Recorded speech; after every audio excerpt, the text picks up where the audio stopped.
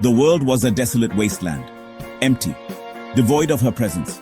The silence was deafening, a void that swallowed every whisper of hope.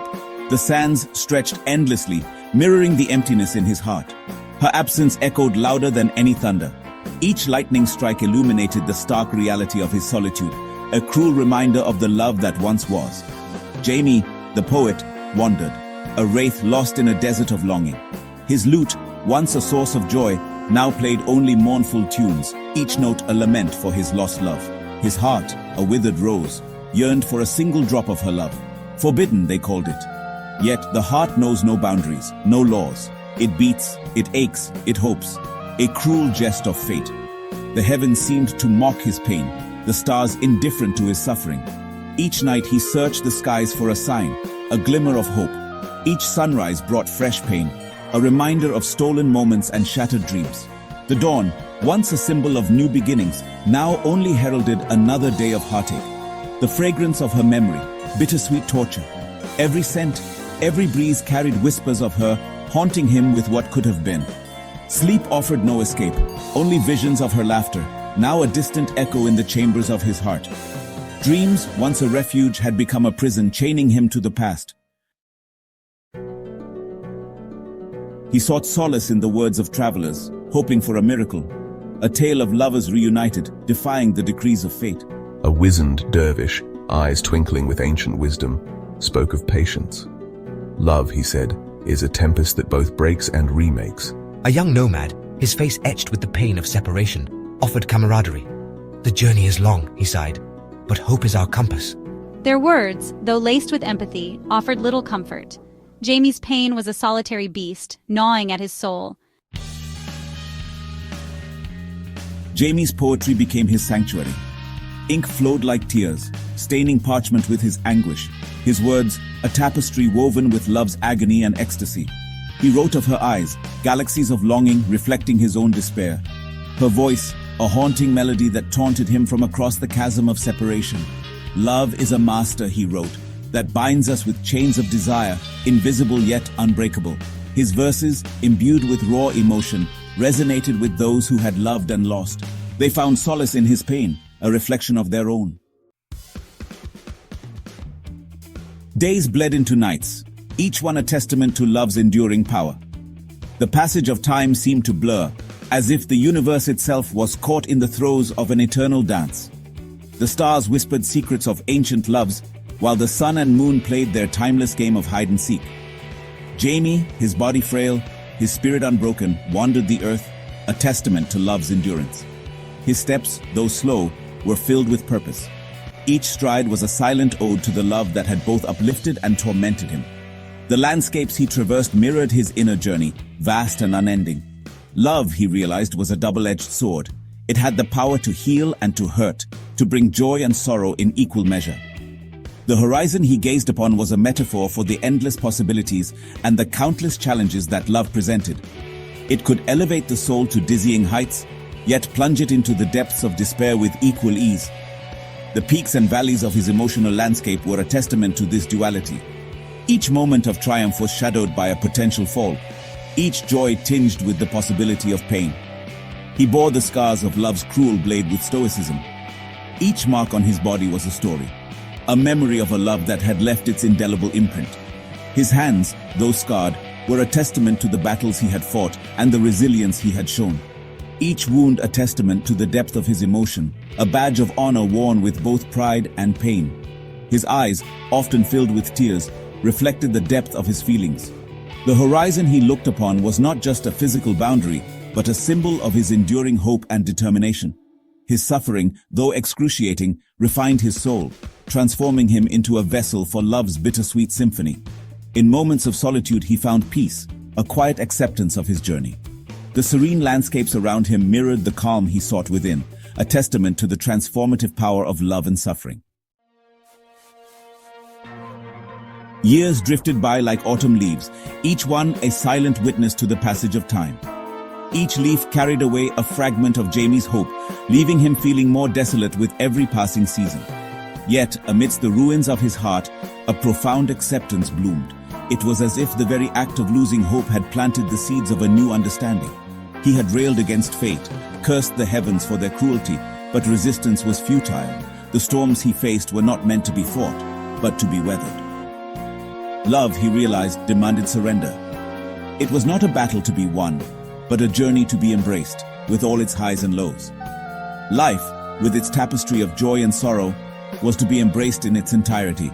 Every moment, every emotion was a thread in the grand design of existence. To deny pain was to deny love's totality. Pain and love were intertwined, each giving meaning to the other. Jami, his spirit tempered by suffering, finally found peace. It was a peace born not of escape, but of acceptance. Not in reunion, but in the quiet acceptance of love's enduring and often painful embrace. In this acceptance, he found a new strength, a new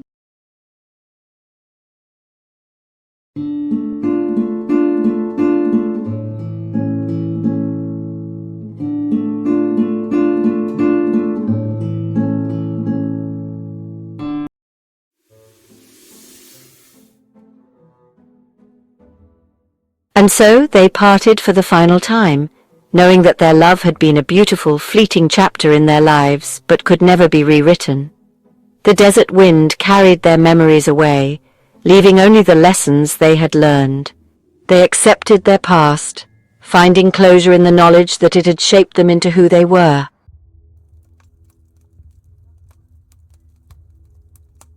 The story of the camel and Jida became a tale passed down through generations, a reminder of the dangers of forbidden love, the consequences of selfishness, and the redemptive power of letting go. Though their love story had ended in heartbreak, it was not in vain. Their lives had intertwined, and in that intersection, they had both found a deeper understanding of themselves and the world around them, a testament to their growth.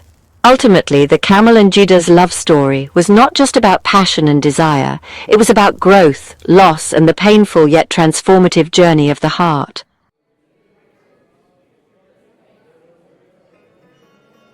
One day, Asma'i was present at Harun's feast, and they discussed the dessert called palude, a dish made of thin vermicelli noodles, sugar, and rosewater. Asma'i said that many Arabs had never seen or heard of it. Responding to this claim, Harun said, "If what you say is true, provide proof, or else it is a lie." Harun, a wise and cunning ruler, was known for his quick wit and love for practical jokes. Asma'i, a renowned storyteller and poet, was often in the company of Harun, entertaining him with his tales. Coincidentally, one day, while Harun went hunting, Asma'i accompanied him. They saw a Bedouin approaching, and Harun told Asma'i to bring him to them. Asma'i went to the Bedouin and said, "The commander of the faithful calls for you, respond to him." The Bedouin replied, "Is there a commander over the believers?" Asma'i said, "Yes." The Bedouin answered, "I do not believe in him." Asma'i insulted him, calling him names which made the Bedouin furious. He grabbed Asma'i's collar, pulling him in all directions while cursing him. Harun laughed at the scene. Later, the Bedouin came to Harun and said, "O commander of the faithful, as this man has insulted me, I demand compensation for the insult." Harun said, "Give him 2 dirhams." Harun said, "Give him 2 dirhams." The Bedouin responded, "Glory be to God, he insulted me, and now you give him 2 more dirhams." Harun said, "Yes, that is our decree." The Bedouin then turned to Asma'i and called him a vile person, demanding that Harun give him 4 dirhams as per the ruling. Harun laughed so hard that he nearly fell over. Afterward, the Bedouin was taken to Harun's palace. Upon seeing the grandeur of the palace and the court, the Bedouin was awestruck and said, "Peace be upon you, O God." Harun asked, "What are you saying?" The Bedouin corrected himself, saying, "Peace be upon you, O Prophet of God." Others around him remarked, "Woe to you, what are you saying? He is the commander of the faithful." The Bedouin replied, "Peace be upon you, O commander of the faithful." Harun responded, "And upon you be peace." The Bedouin was seated, and a meal was brought to them. As they ate, Harun was curious about the Bedouin's reaction to palude. Asma'i, knowing that the Bedouin had never seen or tasted it, hoped he wouldn't recognize it. Harun remarked that if the Bedouin didn't know what it was, he would reward Asma'i. The Bedouin ate the paluda as if he had never tasted it. Harun asked, "What is this that you are eating?" The Bedouin responded, "By the God who honored you with caliphate, I do not know what this is." Harun told Asma'i, "Now as the Bedouin does not know what palude is, 2 dirhams are owed to you." Asma'i agreed, and the Bedouin was compensated. Harun then asked, "Do you not recognize the time either?" Asma'i responded, "Now you owe 2 dirhams to the Bedouin because he also does not know the time." Later the Bedouin, having become wealthy, lived a prosperous life.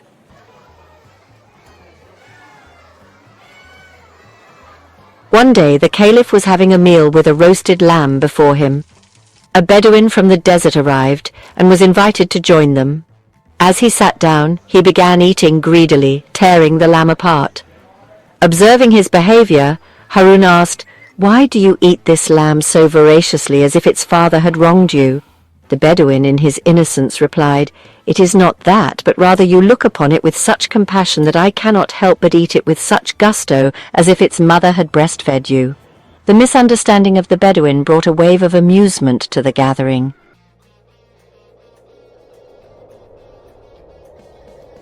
Poetry on generosity. The generous person is the one who sustains whatever comes to him, whether it be serious or trivial.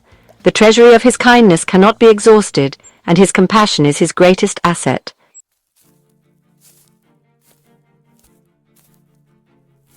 Story. A foolish person once travelled, and while walking, saw a blind man carrying a lamp and a jug of water. The man approached and asked the blind man, "Why are you carrying a lamp in the dark when there is no need for light?" The blind man smiled and replied, "The lamp is not for me, but for people like you, who might bump into me and break my jug." The blind man's response carried a profound moral lesson, enlightening the foolish man and the readers alike.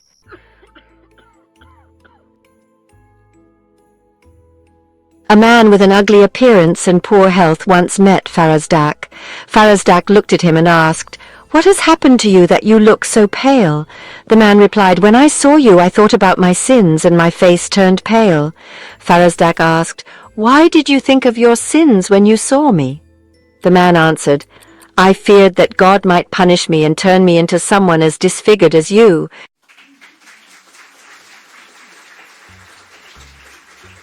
A foolish man stood by a scholar teaching his students.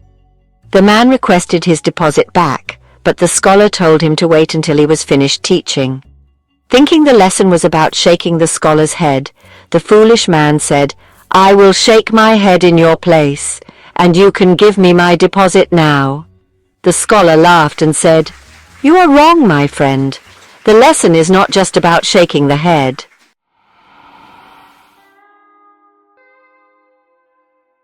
A man once asked a woman who had stood before him and was staring at him, "What is it that you are seeking by looking at me in such a way?" She replied, "I am not seeking anything from you, but I am trying to punish myself for the great sin of gazing at such an ugly face."